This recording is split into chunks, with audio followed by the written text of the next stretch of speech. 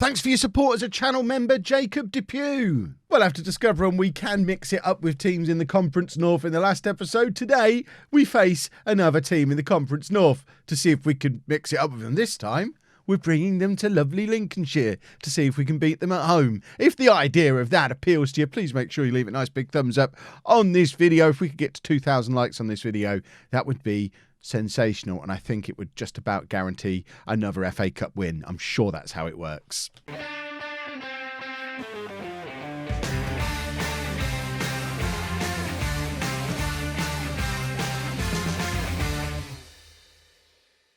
Hello and welcome to part 11 of the Bourne Legacy. I'm Kevin. Coming up on today's episode, we face Stratford in the FA Cup qualifying round, third qualifying round, and also Ebbsfleet in the United Counties League Premier Division. Let's get my custom view on that screen, because it still doesn't hold its place. As you can see, since you were last with me, our form has continued rather nicely, and Connor Carty is quite a good football player.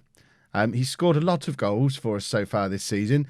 Currently 17 goals from 11 starts in the league, 22 from 17 in all competitions. That'll do. He's doing all right. And league-wise, we're doing all right. We're on 2 points clear of Blackstones again, who were just chasing us around. Holbeach have started to play some of their games. We were worried about them, not so much anymore. Of their 3 games they've played since the last episode, they lost 2, drew 1. They're out of the equation. It looks like it's going to be a race between us and Blackstones again. I would love it if Blackstones, the only team I ever played for, I would love it if they came through the leagues with us. That would be absolutely superb. But as you can see, Carty is doing really rather well at this level, and I think it's probably only a matter of time before he leaves. He's capped at under 19 level for Ireland, for goodness sake. There is no way that player is still going to be with us at the end of the season. But then we thought that about Mata last year, and he is still here. Still under offer, constantly being under offer from various clubs, but hasn't left as yet. You can see I'm looking to bring in an awful lot of trialists. We've just had a scout report come in, believe it or not. This is how I do my scouting. Anyone who comes up on the scout report gets a trial, and we make decisions from there. And we do need to bring in a few players because we've had to release a few since the last video. A few players complaining about lack of first team opportunity. A few people did say this in the transfer special I was offering. A lot of players regular starter contracts, star player contracts, and there was too many of them, and because of that some players started to moan about game time. Horton, Cumwender, Noble Lazarus, Sketchley, all been released purely off the back of complaining about game time, not listening to me when I said they'd get their chance, still being unhappy, and just to protect dynamics, just binned them off. Akpabire is the one who kind of escapes from that because of how well he was doing, although to be fair, he doesn't even start for us regularly anymore, so I might bin him off if we get a couple of good strikers come in on this latest batch of trials. But you can see that we are now back to the similar situation we were in last season, where we have a squad just big enough to fill our bench. If anyone picked up an injury or got suspended, we wouldn't be able to fill our bench today without using youth players. So we do need to bring in a few new faces, and because of those players that have left, we have quite a decent chunk of wage budget to play with to allow us to do that as well. So let's get into the team for today's game and hopefully show once again that we're ready to compete in the National League North. Perhaps we'll be gifted a couple of promotions if we continue to beat teams from this level. I think that's how football works. So we've got Woozy Witch in goal. Love his name. What a name. Furtado, Deborah, Taylor and Jackson as our back four. Whitehall and Benson in midfield. Forster and Clark as the wingers, supporting Day and Carty up front. If Connor Carty doesn't score today, it's your fault, because he scores in all those games when you're not watching, and to be fair, he's scored in quite a few that you've watched as well. But I do kind of expect him to score at least once every game now, because of the fact that he's been doing it all season. I expect it so much, it makes me cough. Right, let's get into the dressing room. Team talk. Go out there, carry on where you left off from the last match. Why on earth would we not give that as our team talk when I think it was the last game that we won 7-2 in the league. So if we can carry that kind of form into this game, we should be looking pretty good. Carty is in and hits the post. I'm a little bit flabbergasted that we've just seen Connor Carty miss. He gets another opportunity. He can't quite direct the header goal at that time either. To give you some background on Stratford, they are a couple of places above Curzon Ashton in the National League North, the team that we beat in the FA Cup in the last episode. And I think they're 2 places above the relegation zone. But obviously, better than Curzon Ashton, clearly, because they've scored against us. To be fair, Curzon Ashton should have beaten us. I'm not coming into this expecting to win. I'm hoping to win. I'm thinking it's not impossible for us to win based on what happened in the last video. But if we end up getting defeated, then so be it. It's a team we were supposed to lose against. Clark is in, and James Clark grabs his third goal of the season. It's an almost immediate reply from the corner. Clark, who probably just doesn't understand why he's not a right back anymore. Signed as a right back. He's only ever played there when what's-his-face at right back has been injured. Not injured, suspended, because he gets sent off a lot. He's a grumpy bear, is Jackson at right back. And I think he's been sent off 2 or 3 times already this season. So Clark deputises for him then, but the rest of the time he's been playing on this right wing. And turns out he's a really rather good winger at this level because he's just a good football player. There he is again, Clark, trying to beat his man, succeeds, plays it into Benson. What's Benson doing all the way up there? Who cares? He's just scored a second goal of the season for Josh Benson. And we're 2-1 up against Stratford on 28 minutes. And Clark has been instrumental in both. But this was a great run forward from our box-to-box midfielder, Benson. You can see him charging forward there. He has got Carty and Day both inside him. Doesn't need either of them. Hits it into the goalkeeper. Goalkeeper can't get hold of it properly. And it kind of bobbles into the back of the net. But who cares? We don't care how the goals go in, as long as the goals go in. And like I said in the last match against Curzon Ashton, I'm not hugely bothered if we win or not today. It would be nice because the FA Cup brings in a lot of money, so that would be very handy if we do keep a cup run going. But it's just fun seeing how competitive we can be with teams at this level. And once again, even if we end up losing this match, I think we've shown we can compete with teams at this level. So if we can keep this squad of players together, we should be looking good for some consecutive promotions. The only problem is, of course, with us not being able to offer proper contracts, the chances of us keeping the team together are fairly remote, but hopefully we can keep scouting as effectively as we have so far. Carty with another chance, forcing another save out of the keeper, and once again resulting in a corner. It's Benson who's gone over to take the corner. We've loaded the penalty area here. There's loads of Bourne shirts in there, but not one of them gets on the end of the ball. It's cleared by Stratford, and they look to get a little bit of a break on. Nothing came of it, obviously, because the highlights stopped, and we've now picked up with a different one where they're coming down our right-hand side, but Taylor's there to cover it, plays it to Jackson, Jackson inside to Benson, and now Clark is ready to conjure something up again, plays it forward for Day to chase. He's got Carty in the middle waiting for the cross. If he can get it over to him, he's really scrapping and trying to. He plays it back to Clark, who shoots just over from the edge of the area. If we could have got that into the path of Carty, I feel like the third goal would have been coming there. Maybe because I finally noticed he scores every game. We've put too much pressure on him. Whitehall now playing the ball over the top, looking for Forster to chase, I think, but he wasn't really aware of what was going on. But he's picked the ball up here. Forster from range. What is their keeper doing? Their keeper's a bit dodgy, isn't he? We need to keep testing him. Test him as much as possible. He's a little bit dodgy. Benson with the corner, in swinger, cleared again, but Whitehall's there to try and keep the move going. Fails to do so, and Stratford managed to clear. Our attendance today, 761, even if we lose. So even if we don't get the FA Cup prize money for going through to the next round, a huge attendance like that for us. These are all massive difference makers when it comes to being able to offer contracts to players and build a winning squad. If we can keep this run going, it would be delightful.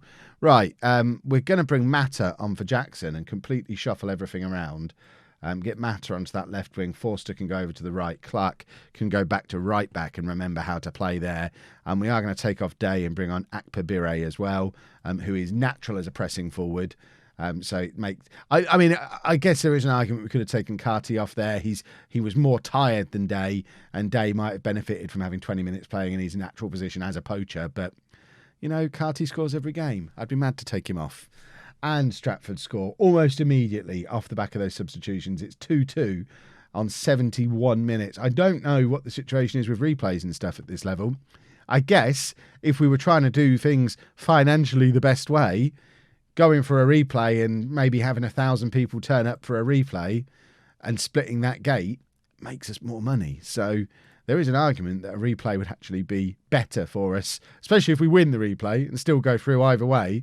But we're not going to play for that, obviously. We're going to play for the win. And Clark crossing to Carty, who can't quite get there, plays it back brilliantly to Mata, though. Mata crosses to Forster, and Forster scores. Carty and Mata both superb there. Two of our heroes from these first couple of seasons of this save. Clark as well. Let's not forget his contribution here. Playing back at right back now. Crosses on his weak foot. He's a little bit long for Carty, who does brilliantly, though, to keep it in for Mata.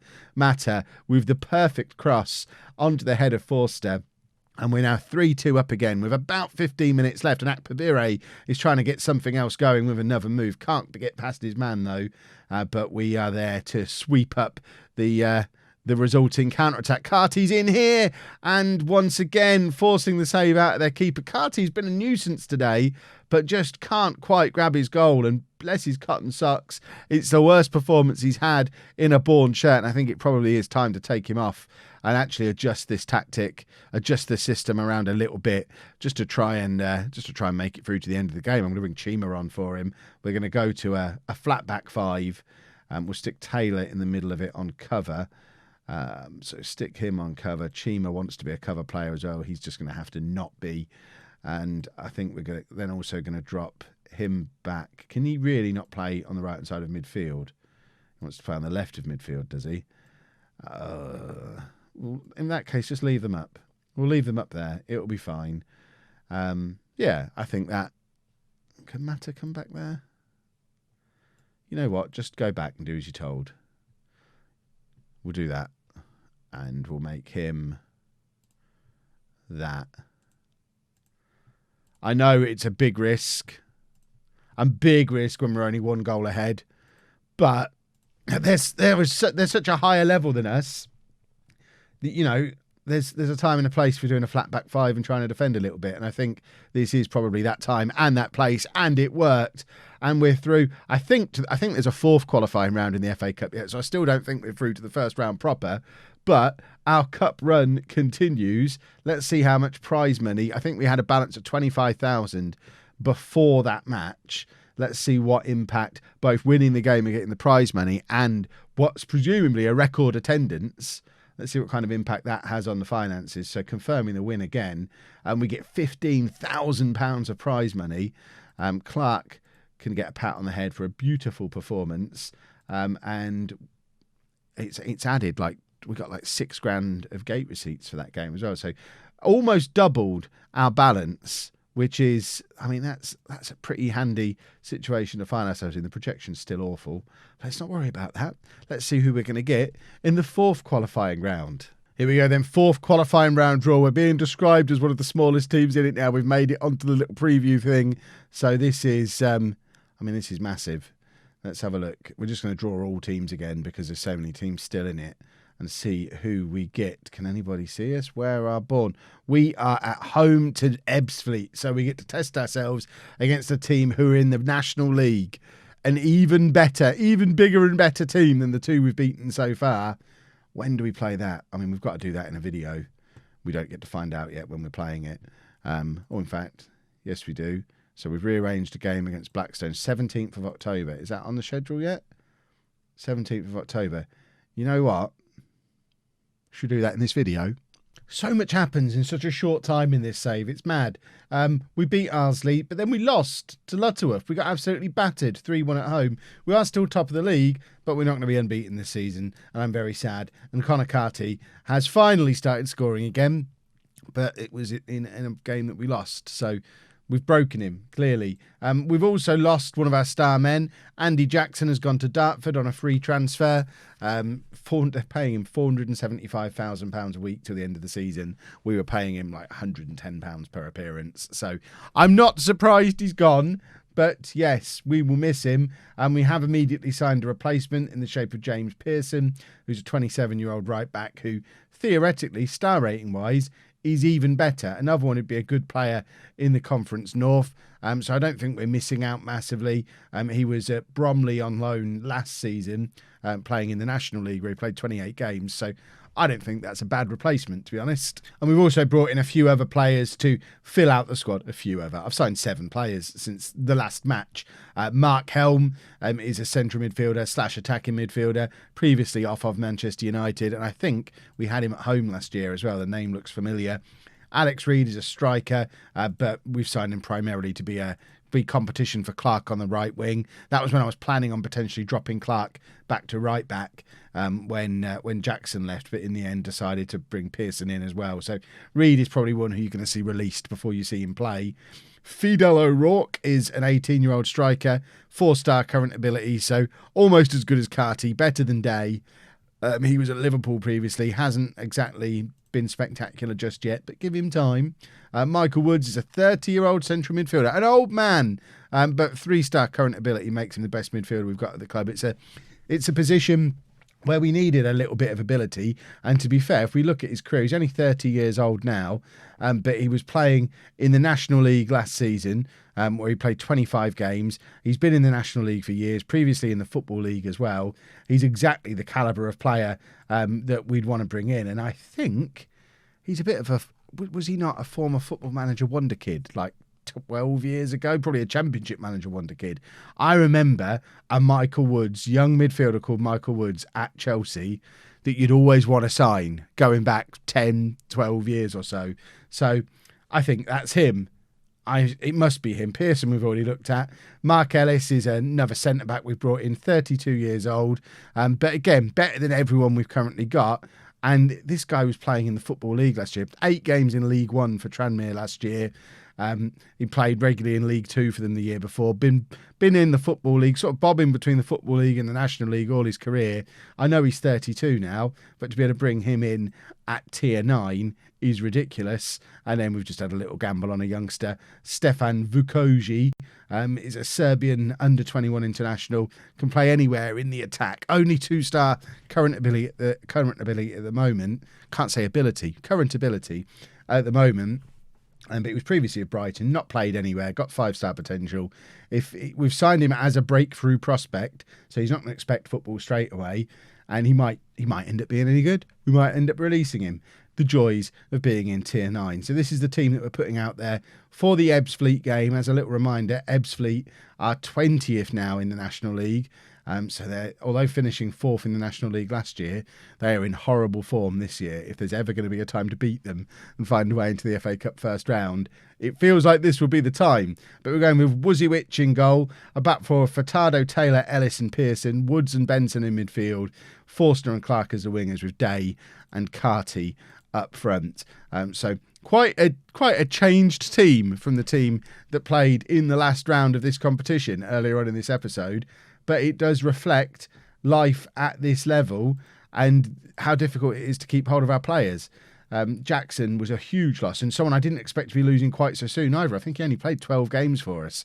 But obviously we signed him tail end of last season. So I think the game has some kind of thing coded into it where maybe after 6 months the players start getting offers from other clubs, because we noticed it last season. We got to about March time and that's when we started getting loads of offers for our players, the ones that had been here since the start of the season. Jackson's under offer at the moment. Akpabire's just had a load of offers come in as well, and he signed at a similar sort of time towards the end of last season. So I think there's a 6-month thing where the AI kind of leaves my players alone for the first 6 months that they're here, but then it's fair game and they'll take them away. So looking at the likes of Carty, we've probably got him to maybe March time before someone's just going to come and take him off of us, which is a shame, but hopefully by then he'll have already helped win us promotion, and we just need to keep that flow of players coming in behind them for as long as we can keep bringing in players who are just as good. O'Rourke as an example of someone who's probably going to be as good as Carty, who's just scored against a National League team. 24th goal of the season for him. It's insane. But O'Rourke is almost as good as him. He's a poacher, very similar kind of player. So as long as we can keep O'Rourke happy, when Carty does go, we've got his replacement ready to slot back in. But I guess he'll then be getting offers. We'll probably sign him a little bit soon for the plan to work. But that's got to be the plan, I think. There is going to be a lot of turnover of player, but there might be a few who stick with us and emerge as heroes. And, you know, someone like Conor Carty is young enough where even if he does end up leaving this season because he's too good for this, he's far too good for this level, there's nothing to say we might not be able to bring him back when we hit the National League North ourselves, for example, and reunite with former heroes, the way we did with home last year when we were able to bring back Sir Anthony Harris and Lerick Fernandez. And I think they were probably the two big examples of really good youngsters who left us and we were able to bring them back. And, you know, it's worth looking into. We probably could even look at loaning Jackson back, but I imagine he's not going to want to come back. Or why would they pay him £500 a week or whatever it is they're paying him and then loan him back to us for free?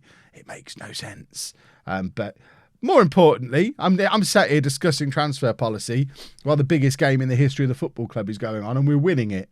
Half an hour in, it's Bourne 1, Ebbsfleet 0. And this is a bit mad at the moment, isn't it? Woods, on his debut, I think, intercepting, plays it forward to Day. Day is clear here. Can he apply the finish? He's been fouled. And I think they're getting a player sent off here because he's on a yellow card.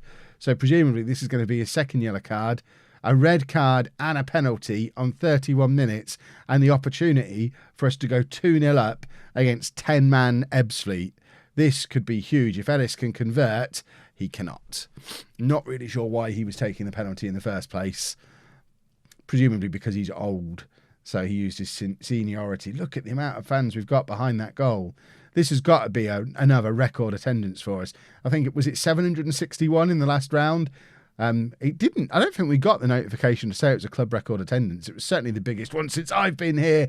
And Clark has just scored to grab his fourth goal of the season. James Clark has been immense today. And he's just scored again. Lovely cross from Benson. Clark nods it over the keeper and 37 minutes gone. It is Bourne 2, Ebbsfleet 0, and we've got a free kick on the edge of the area. It's Benson to take. Woods has made it 3-0. We're going to be in the first round proper of the FA Cup, boys and girls. There's surely no way we mess this up from here.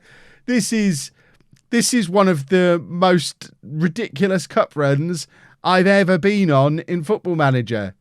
This is insane, and the amount of money we can make. I mean, I don't know if the likes of Sunderland are still in League One, but imagine the amount of money we would make if we got an away draw against Sunderland in the first round of the FA Cup.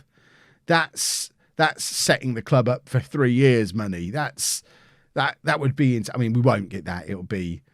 We'll end up. We'll lose to Ebbsfleet. Now we started dreaming Ebbsfleet will score 4 goals in the second half, or we'll end up playing against a team not as big as Ebbsfleet and losing to them, and we won't really make much more money. But even still, the gate receipts today are going to be massive. 1,592 fans packed into Abbey Lawn, and the really exciting thing is only 132 of them are away fans. So we know that for a big game, there's at least 1,500 people who turn up and support Bourne, which is, again, comparing it back to home last year, it took us a long, long time to get to the point where we had that kind of fan base. So there is the potential here to really build something awesome. And I'm very excited. Clark in behind, cross comes over, Forster's there. I mean, 3-0 is ridiculous enough. We've had 5 clear-cut chances. Ebbsfleet are absolutely all over the place, but it does seem a little bit silly that we're still the better team. It's not as if it's been a smash and grab thing. We've dominated them. We've outplayed them. I know there's still half an hour to go and it could all go wrong, but even if it does, we have to hold our heads high at this point. This is the greatest day in the history of this football club. Surely. We're going to be in the first round proper of the FA Cup. We're going to get on the telly. Surely we'll be the smallest team left in the competition, and we've got to be on the telly. How much money does that pay? Right. Ellis wasn't properly fit before the game. I'm going to bring Chima on for him and just shuffle these two around a little bit. Forster could come off for Reed, and Reed can play down that left hand. So there you go. You did get to see Reed play. And I'm tempted to drop the wingers back, actually, and go to a flat 4-4-2 and maybe just drop back to a cautious mentality with 20 minutes to go and a 3-goal lead. If we grab a fourth here, we won't even need to. Day is in, and it's a very good save. We are going to drop a little bit of praise, and I think we are going to make that little tweak just to drop these two back drop down to cautious. I know it's a bit of a risk against a team that probably have better players than we have, inviting them to come and attack us.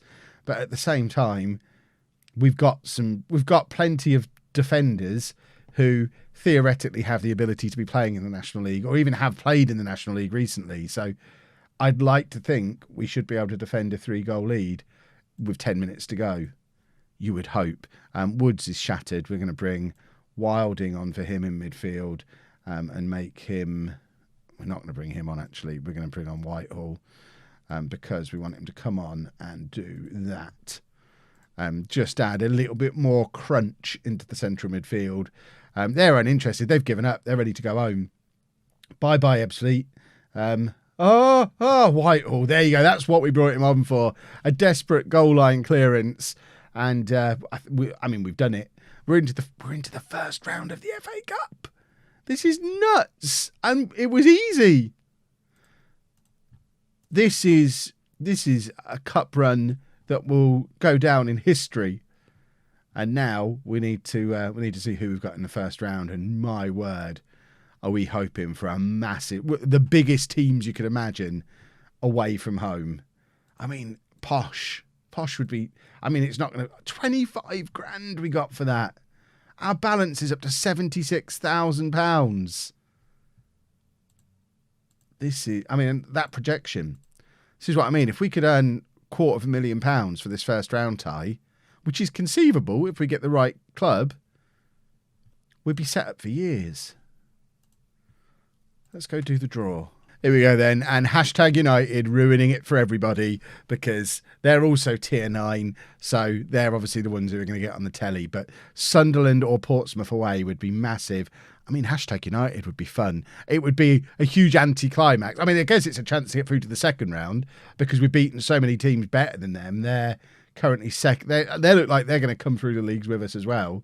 But Sunderland away, Portsmouth away would be enormous.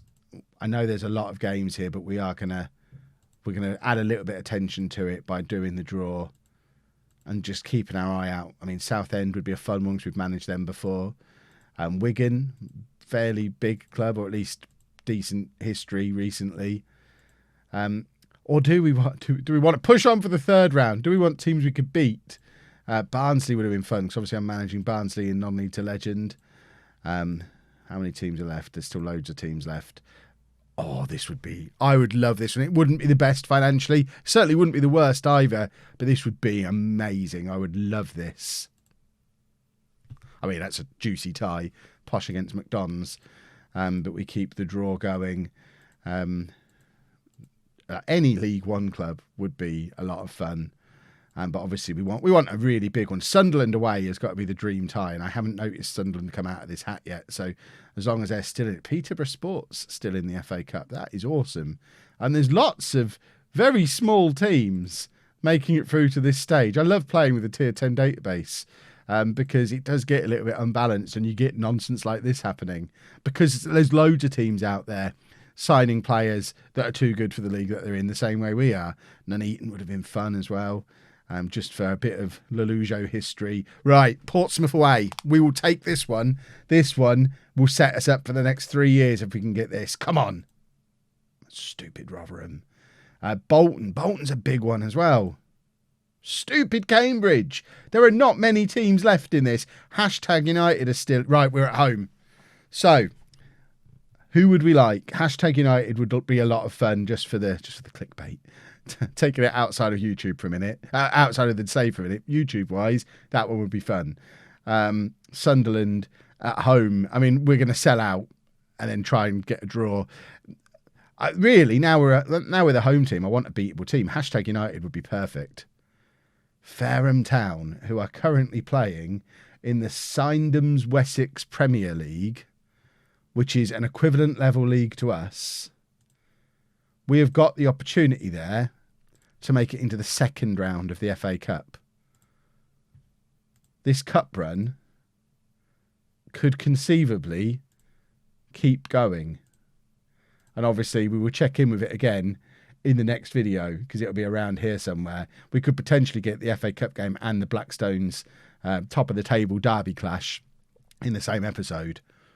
we could make it through to the second round of the FA Cup yet, kids. This is mad.